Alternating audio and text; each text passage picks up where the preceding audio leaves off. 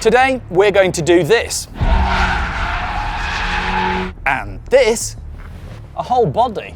And a little bit of this. Bit of movement! Because this is the final production version of Lamborghini's new Temerario. It's £260,000 and it is more usable than the previous Huracan. It's easier to get in and out of, it's a bit more practical, and it also hasn't got the face-scraping splitters or big wings of the more aggressive versions of the last generation model.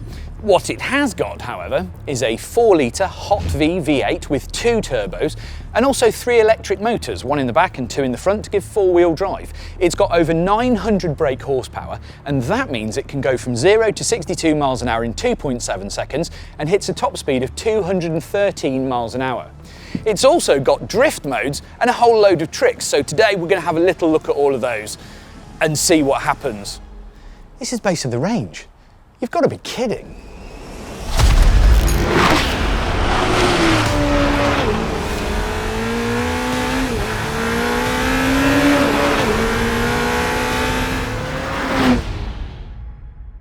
Well, yes, despite the massive power figures, this is still the entry-level Lamborghini, and I happen to think it actually looks a little bit more elegant than the Huracan, and it's got that kind of coherent swoop to it that I really like, even if you ignore the purple paint.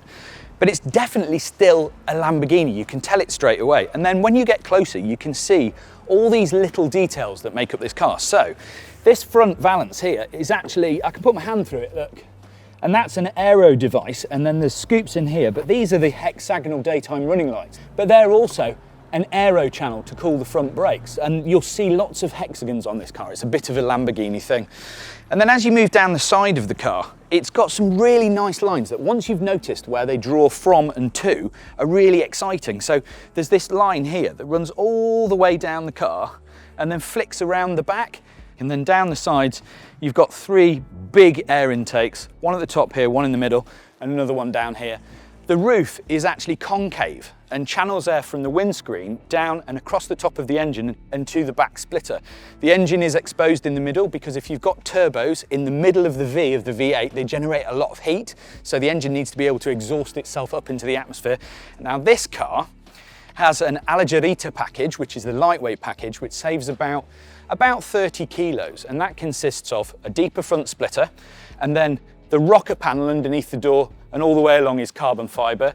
This part is carbon fibre and the engine cover is carbon. It saves about 25 kilos with the body parts, and then you have to order carbon wheels as an extra, which saves an extra 5 kilograms. It doesn't sound like a lot, but it gives you an extra 63% of downforce, which is good for tracks. I actually think it looks quite nice, just a little bit more aggressive. At the back of the car, there's this really weird thing. You can see it more on the cars that don't have the aspirated package, but there's a line that runs kind of up here, right round here, and then back down. But there's a thing, right, I used to be quite obsessed with Countachs back in the day. And one of the things about them is from the back, they look like they were made of 60% tyre. And the Temerario is a little bit the same. So look here, you can see the entire width of the tyre, and it's quite high up. So the car looks really stocky and brutal from the back. And it could be nothing but a Lamborghini. Again, it's got these hexagonal lights, hexagonal exhaust. It's got a theme running through it, but it doesn't feel cliche. I actually think it's pretty good looking. And if you have it in a slightly more sober colour, it'll slip right by you. And believe it or not, it is actually relatively practical. Like all the best mid-engine cars, it's got a pretty good frunk. And I could get loads of things in there. Like a whole body, if you needed to. And yes, it does have a plug, so you can plug it into mains electricity to give yourself an extra 10 kilometres of EV-only range, which isn't much, but it is enough to sneak silently away from your mistress's house. And yet, when you jump in and just drive this thing about, it's not intimidating at all. You can get into it without dislocating your hips and see out of it, and do 12 miles an hour in a car park without worrying you're going to accidentally bounce it off someone's shins.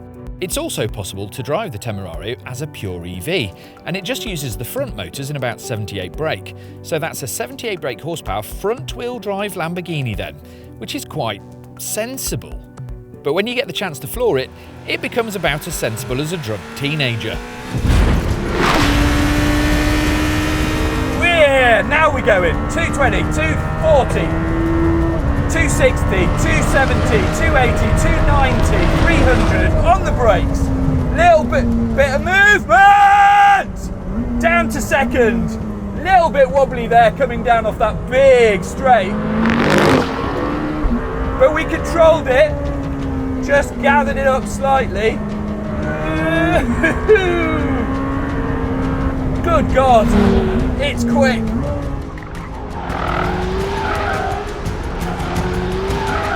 And the car's got loads of grip, but you feed the power in a little bit early just to get that front E-axle woken up, and you can really make this car hang on. It's funny, but I prefer a car that is a little bit easier to drive. I don't like hugely oversteery cars. And this has got that fun kind of tactility that means that you can drive it really fast and not feel like you're going to kill yourself. This is what baby Lamborghinis should be about, really. This is a fast corner. We are rocking. And then down on the brakes, good stability. Turn it in, but hold wide on this corner over here. And then wide open. It's weird. This is a car that feels very much lighter than it is, and yet very precise.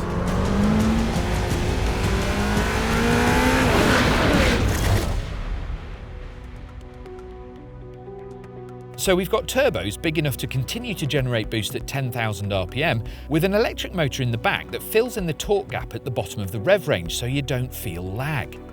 Then you've got two electric motors on the front which give four-wheel drive and various drive modes which play with the balance.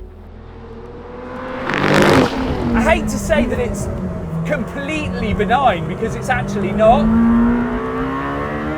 But that front axle doesn't half help you. And the interesting thing is, the gear shifts, even though it's a DSG box, they've got a little bit of a thump to them. It's got so much straight line speed, and it just helps you through the corner. I mean, if I was to switch off all the electronics, I think this would be a very different car. But just in race mode, you can really get away with a lot. And the more laps we did, the more we learned about what the Temerario could do. It's not a track car, and it doesn't quite feel like one. But that doesn't mean it can't do tracks. The battery gets depleted fairly quickly, but even just the engine alone produces nearly 800 brake horsepower, and a couple of big braking zones recoups plenty of electrical assistance, so it never feels like it's lacking. We're going to give it death now. Onto the straight, let it go. 240. 280, 290, 300, back down on the brakes, try not to get the big wiggle on, down into second gear corner, and it's a big right. Oh, look at the front end on it though. Woohoo! Big slide, but very controlled. It's not like this car is struggling. I'm not scared by it. This little chicane, I can't believe how well the Temerario deals with its front end. It's really useful. And then you can just open it out on the exit and really drive the car through it. I think the joy of the Temerario is that it is easy. It's fun.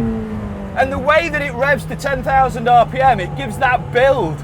So you're coming up through the rev range. Listen, listen, listen. Whoa! I thought with all of these different systems, this would be a kind of complicated computer gamey car. But it's not. Feed it into a corner, early on the power, and it just claws its way around like the tyres are covered in Velcro. The steering is light and ultra precise, the brakes will loosen teeth, the balance absolutely spot on. But this doesn't feel like competing computers, it feels natural. And it makes you really ambitious when it comes to corners. And that's before I've even started really playing with the drive modes. But before I do, there is one thing I really want to address, and that's the noise. Obviously, the big change from Huracan to Temerario is the fact that it's gone from legendary naturally aspirated V10 to a flat plane crank V8 with turbos, which always suck away some of the sound when compared to a naturally aspirated car. So it's going to sound different. But how different? It does sound a bit chuntry at idle and low revs, but as soon as you get it moving, it changes. It's not the wail of a V10, but it's also not the guttural roar of a V8. Just listen to it. It's one of those cars that only starts to make a really spine-tingly noise when it's sent its way up the rev range. So yes, at 6.5 to 10,000 RPM, it's brilliantly bonkers. But where do you spend most of your time? Not absolutely wringing the car's neck, so it needed to sound a bit more special more of the time. I reckon aftermarket exhaust makers are absolutely rubbing their hands at this one. Now there's lots more leg and shoulder room than a Huracan because this car's got a longer wheelbase. And Lamborghini wants you to feel like a pilot, and I kind of get it. Even though there's more room, it doesn't feel like you're going to flop about. These are actually the sports seats, but I've tried the comfort seats as well, and they're really, really nice. Better for a GT car. And then there's a new center console, which is kind of semi-floating. And again, more hexagons, so there's a big thing about that. But if you go to the main menu, if you use 2 fingers, you can throw them to this passenger screen over here, so your passenger can accurately complain about how fast you're going. Also, there's little nods to fighter pilotness, like the start-stop button is a real button under this little cover, though if you can't be bothered with that, if you take your pinky finger, you can start it by pushing it through the gap. And then there's plenty of little things that just feel nicely resolved, like everything sits quite nicely where your elbows are. There's a big center console. It's got a nice feeling of quality. And one thing I really love, these big sort of architectural paddles, and they're fixed to the steering column, so you always know where they are. And then when you get to the wheel, everything's very focused. It's flat bottomed and there's a lot of buttons on here. Now you can switch the different modes of the hybrid from hybrid to recharge, and then performance, which means that you can interrupt the way that the electricity is delivered to the powertrain. There's indicators this side, lights, washers, a little button here which controls the drift modes, and then on this side is the control, the rotary control for the car's performance modes. And when you get into them, you've got Sitter, which is city, Strada, which is road, Sport. Oh, when you put it in sport, it automatically kicks on. That can be a bit of a shocker. Corsa, which is race, and then Corsa with ESC off, which is obviously the dangerous mode that nobody wants to get to. What I really want to do now is go and have a little play with the drive modes now. I've got some help here just in case I go insane, but this should make a hero out of even the worst driver, like me. The Temerario has a few different drive modes, which includes a drift mode. We started small, with just a little twitch around a couple of corners at level 2 of the drift modes.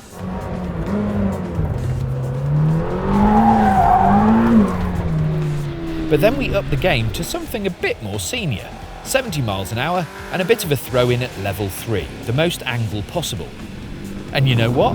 It works.